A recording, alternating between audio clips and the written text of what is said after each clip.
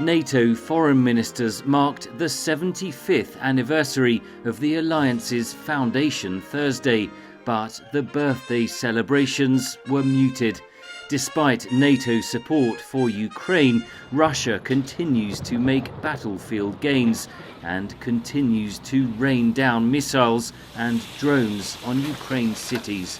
4 people were killed and dozens injured in this attack on the eastern city of Kyiv. NATO Secretary-General Jens Stoltenberg gave a sobering assessment as the alliance meeting closed Thursday. The situation on the battlefield remains serious. Ukraine needs more air defenses, more ammunition, and more aid. And therefore, allies will now go back and look into their inventories, look into if there are any ways they can provide more systems, in particular Patriots.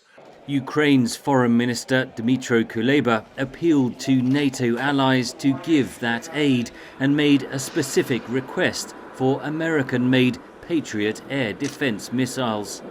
Saving Ukrainian lives, saving Ukrainian economy, saving Ukrainian cities depends on the availability of Patriots and other air defense systems in Ukraine. And we're talking about Patriots because it's the only system that can intercept ballistic missiles.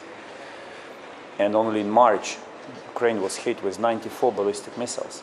The US Congress is still blocking a military aid package for Ukraine worth around $60 billion. Speaking in Brussels Thursday, Secretary of State Antony Blinken urged lawmakers to vote for the bill. We know what the needs are: air defenses, artillery, munitions.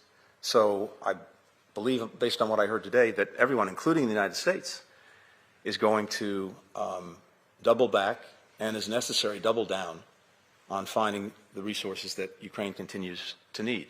Ukraine's air defenses are not sufficient, says analyst Liana Fix. They only cover certain important strategic infrastructure for Ukraine and, of course, the capital of Ukraine, Kyiv. And we've seen that in recent weeks, Russia has stepped up its campaign, especially on Ukraine's energy infrastructure.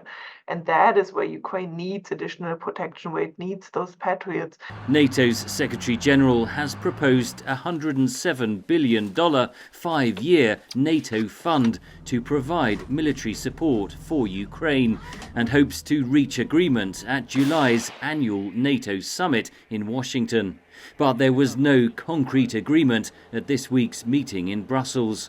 Europeans, both, in terms of financial support and military support, just can't make up for the huge amounts of military support that was coming from the United States. Meanwhile, the Kremlin said Thursday that relations between NATO and Russia had, in its words, reached the level of direct confrontation. Henry Ridgwell, VOA News.